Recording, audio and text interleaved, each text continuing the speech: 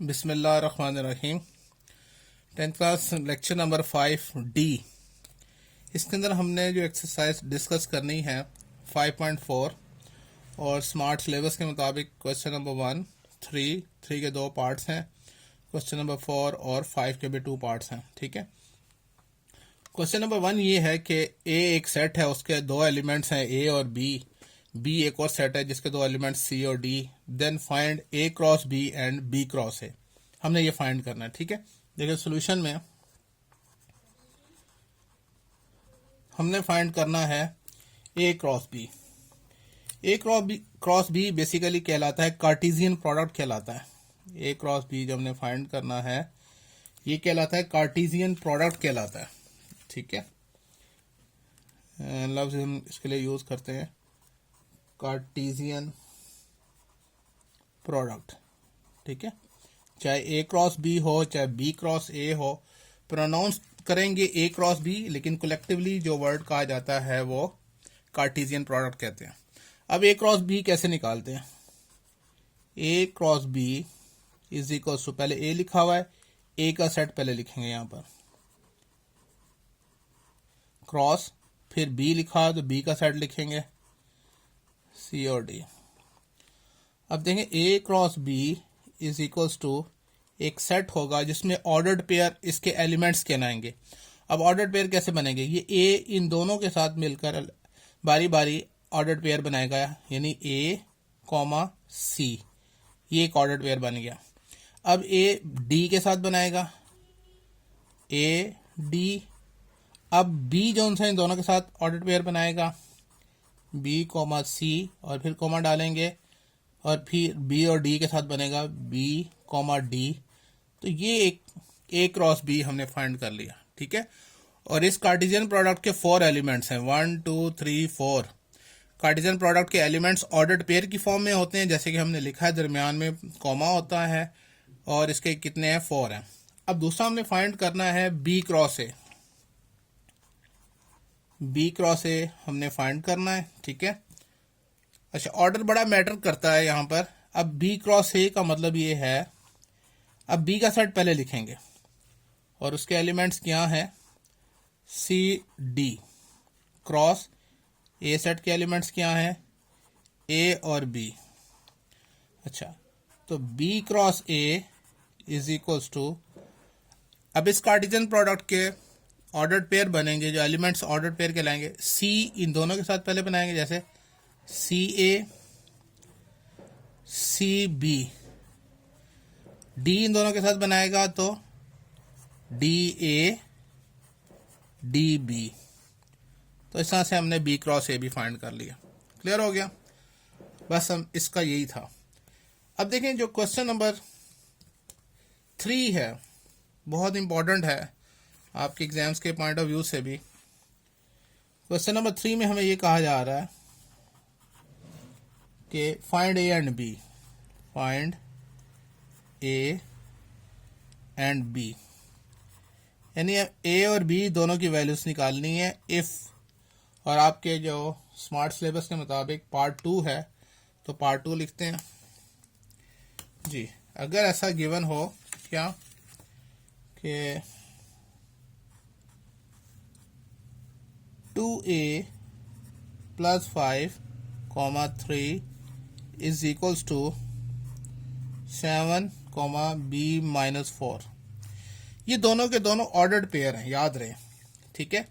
और इन दोनों ordered pair को कहता है, वो इक्वल टू करता है, ये दोनों ऑर्डर्ड पेयर एक दूसरे के इक्वल हैं। तो इक्वल का मतलब ये होता है जो कॉमा से पहले वाला एलिमेंट वो कॉमा से पहले वाले एलिमेंट के इक्वल होगा, यानी ये इक्वल इसके होगा। ठीक है। और कॉमे के बाद वाला एलिमेंट यहाँ पे कॉमे के बाद वाले एलिमेंट के इक्वल होगा, ये इनके इक्वल होगा। ठीक है। तो फिर हम क्या करेंगे, इन दोनों को एक दूसरे के इक्वल लिख लेते हैं और सॉल्व करके ए और बी की वैल्यू निकालते हैं। लाइक 2a + 5 ये किसके इक्वल है? 7 के। ठीक है। और 3 इज इक्वल्स टू b - 4 के। ये दोनों ऑर्डर्ड पेयर थे और गिवन में बता दिया उसने कि ये दोनों ऑर्डर्ड पेयर एक दूसरे के इक्वल हैं। तो कॉमा से पहले वाली वैल्यू नॉर्मली x कहलाती है, वो इसकी वैल्यू x के इक्वल होगी और दूसरी वाली वैल्यू ऑर्डर्ड पेयर में y की वैल्यू होती है, वो इसके y की वैल्यू के इक्वल होगी। तो हमने यह लिख लिया, ठीक है। तो 2a यहाँ रहेगा, +5 उस तरफ जाएगा तो -5 हो गया। 2a is equals to 7 - 5 2, a is equals to 2 multiply हो रहा है, उससे जगह डिवाइड हो जाएगा और इस तरह से a की वैल्यू क्या आ जाएगी, 1 आ जाएगी। तो हमने a की वैल्यू 1 निकाली। अच्छा, अब यहाँ पर देखें ये -4 इस तरफ आएगा तो 3 + 4 is equals to b, 7 is equals to b। तो इस तरह से b की वैल्यू भी हमारे पास आ गई, वो क्या है, वो 7 है। तो इस तरह से हमने a और b की वैल्यू फाइंड कर ली, ठीक है, समझ में आ गई। सेम इसी तरह से हमने इसका थर्ड पार्ट जो सा वो डिस्कस करना है। देखें थर्ड पार्ट में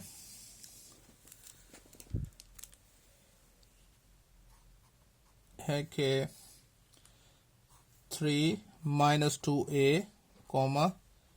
b - 1 is equals to a - 7, 2b + 5।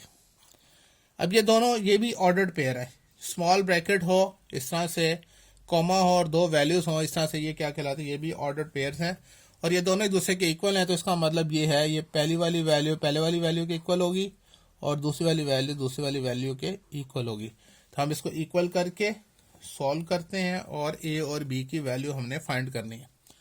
तो यहाँ ये हो जाएगा 3 - 2a इज इक्वल्स टू क्या हो जाएगा, a - 7 और दूसरी value b - 1 is equals to 2b + 5, ठीक है। अच्छा, पहले इसको सॉल्व करते हैं।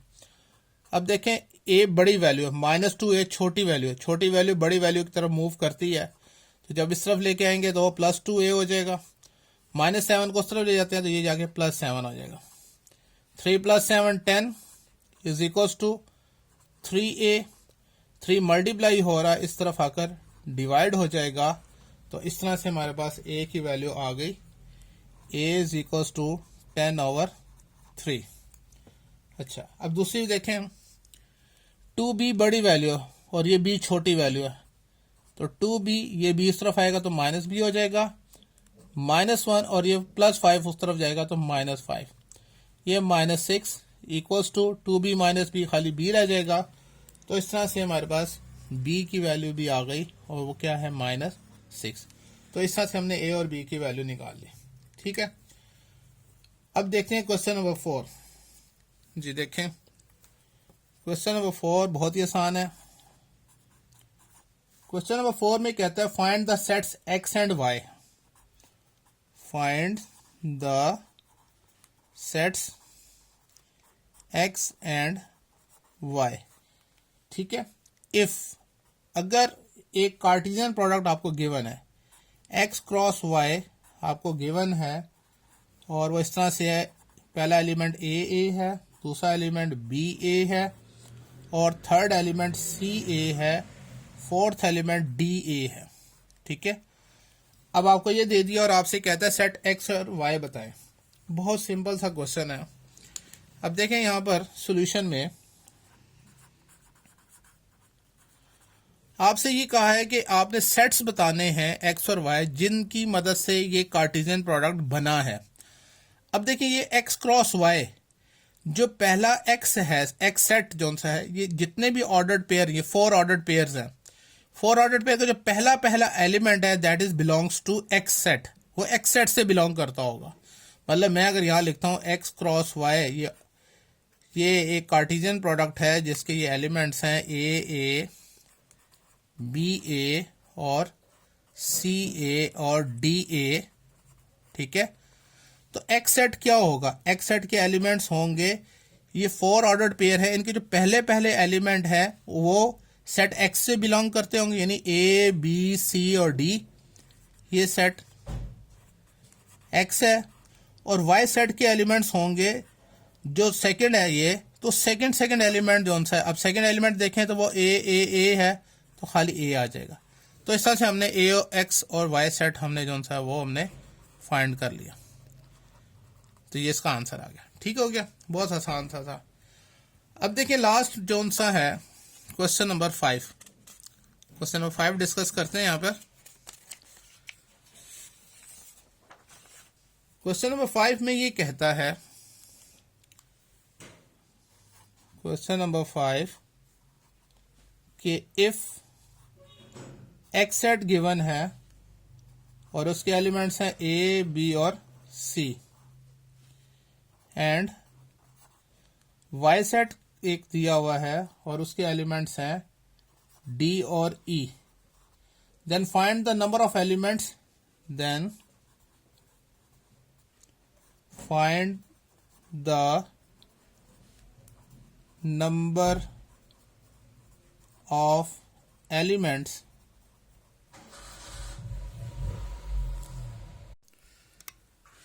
then find the number of elements in x cross y, y cross x, x cross x।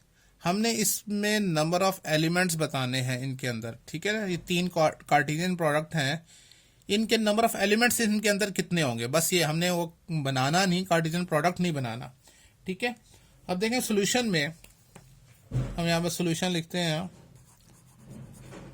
पहली बात ये है कि हमें x और y के नंबर ऑफ एलिमेंट्स पता होने चाहिए, तो लिखेंगे यहाँ पर number of elements, number of elements in x, x के अंदर कितने नंबर ऑफ एलिमेंट्स है, 3 हैं, 1 2 3, ठीक है।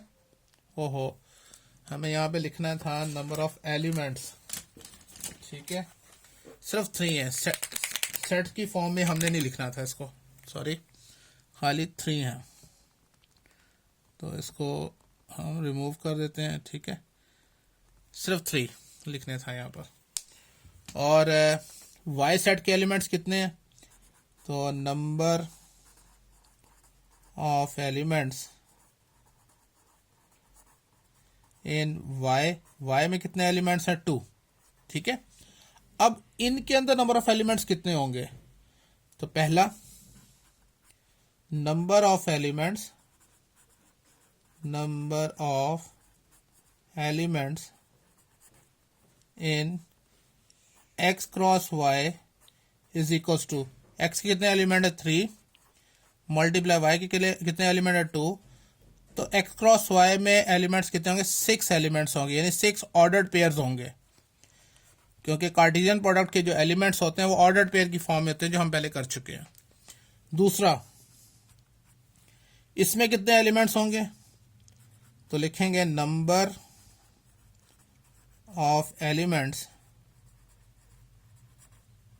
इन y क्रॉस x, तो y के एलिमेंट्स कितने हैं, 2, और x के एलिमेंट्स कितने हैं, 3, तो ये भी 6 एलिमेंट्स, यानी 6 ऑर्डर्ड पेयर्स इसके भी होंगे। थर्ड, x क्रॉस x में, तो number of elements, number of elements in x cross x is equal to, x के कितने थे, 3 मल्टीप्लाई 3, तो 9 एलिमेंट्स, यानी 9 ऑर्डर्ड पेयर्स होंगे। तो इस तरह से ये बहुत ही आसान सी एक्सरसाइज थी। आज का लेक्चर ख़त्म हुआ। ओके, अल्लाह हाफिज़।